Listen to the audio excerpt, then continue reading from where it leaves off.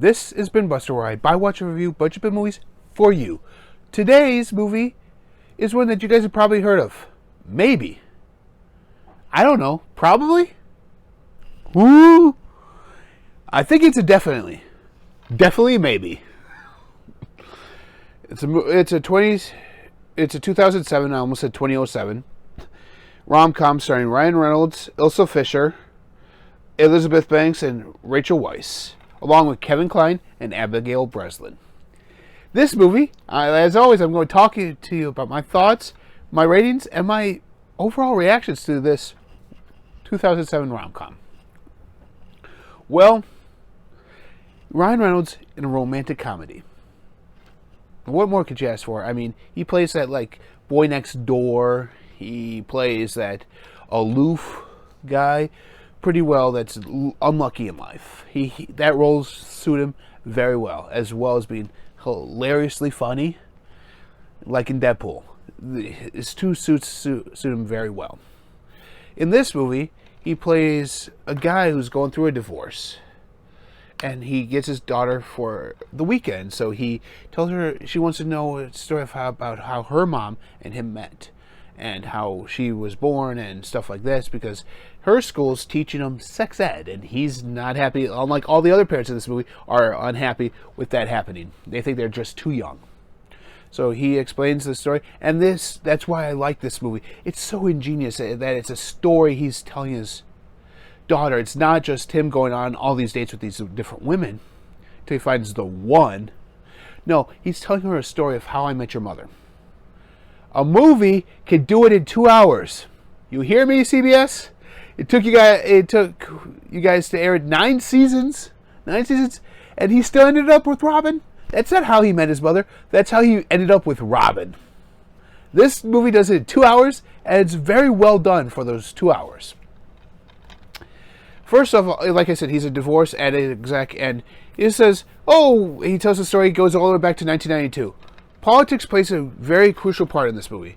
It's not very political, but it's during the Clinton administration, when Clinton's going to be going into the 1992 election. He's working on the campaign for that. And as he progresses through his career dealing with that, the politics in America progress along with it. So it's kind of a way to view where it is during those years.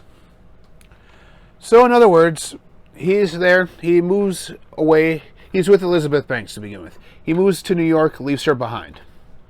Then he meets Rachel Weisz on the campaign trail. They become friends. She's dating Kevin Kline, who's a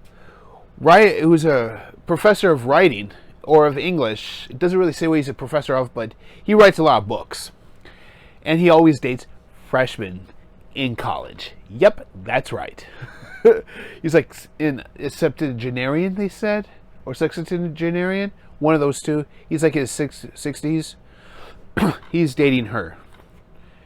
Isla Fisher, on the other hand, is a nice girl next door. Hey, this is where my life is, and it could be better, it could be worse, type of girl. And throughout the movie, he tells the story of all three of them. There's Emily, April, and Summer. He changes the names, so that way she doesn't know who he's talking about through this, and she has to try and guess which one is her mother. And throughout the course, he falls in and out of love with each one of the women. Eventually going back to him throughout the time as the years progress. He ends up with Elizabeth Banks again. Rachel Weisz breaks up, is no longer seeing the professor. They get together, does that. He gets together with Isla Fisher, but they thought it might be better as a friendship. They do that. And throughout the course of this movie, we see the story, and it's very progressive, very rapidly, in a story pace. About a 2-hour bedtime story, I think that's pretty good for a bedtime story. So he's telling this story, and it ends up going through there. She's like, and they make a spreadsheet, a flowchart, and start crossing off names and stuff. And she's like, Emily can't be my mom, or April can't be my mom, or Summer can't be my mom because of this. She goes, hopefully I'm right. Hopefully I like which one my mom is. He goes, you will like your mom. It's your mom. So she falls asleep. He doesn't finish the story. He's meeting his wife to pick her up, and he goes, here's the woman I was talking to you about. Your mom is Emily in the movie Elizabeth Banks. However, when we see them together again, she knows he's not happy. He still has a thing for one of the other two ladies. So he tells her about it. And I'm not going to spoil it. If you haven't seen it, which one he ends up with, I'm not going to spoil it for you. I'm not going to spoil it for you guys at all of who he ends up with. Not at all. Let's just say they would make a good pairing if it were to happen in real life.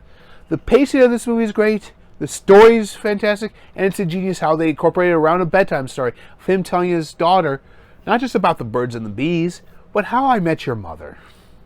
And as always, I'll give this movie 3.5 stars. It's actually a pretty decent movie. 3.5 stars out of 5. Pretty decent movie. I'm not a huge romantic comedy fan. This one's going right on the shelf again.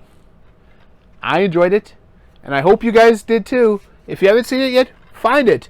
I found this one at my Goodwill. You can find it at Goodwill's thrift stores, even online. That movie, again, is definitely maybe. Definitely maybe. Maybe you guys will pick this one. Definitely? Possibly?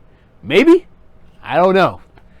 And if you definitely want to have a movie night with a significant other of yours, since Valentine's Day is coming up, definitely make it a movie night. Maybe include some popcorn. Some of their favorite candies. Maybe some popcorn. And definitely maybe make it a movie night. And as always, see you guys later.